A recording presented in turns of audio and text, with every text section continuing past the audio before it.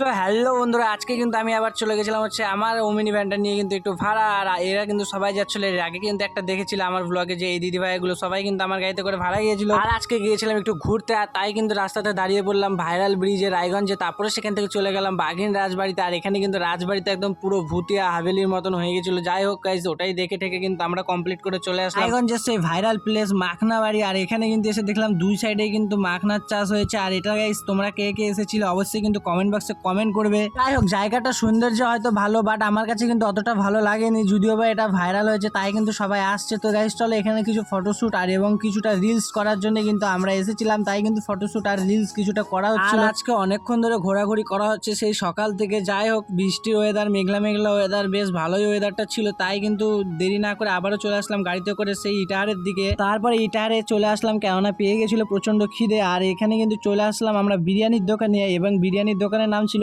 বিরিয়ানিওয়ালা। খুব সুন্দর একটা অ্যাম্বিয়েন্সের দোকান, আর আমার কিন্তু খুব সুন্দর পছন্দ হয়েছিল দোকানটা। আর তোমরা ইটাহার থেকে যারা দেখেছো তারা এই দোকানে বিরিয়ানি খেয়েছো কিনা অবশ্যই কিন্তু কমেন্ট বক্সে কমেন্ট করে জানাবে যে বিরিয়ানিওয়ালাতে তোমরা কারা কারা এসেছিলে আর সত্যি ভালো লেগেছিল। বাট বিরিয়ানিটা আমাকে অতটা ভালো লাগে। যাই হোক, কারো কাছে ভালো লাগে কারো কাছে ভালো লাগে না, কিন্তু পেয়েছিল প্রচন্ড খিদে, তো না পেরে তো খেয়ে নিতে হবে।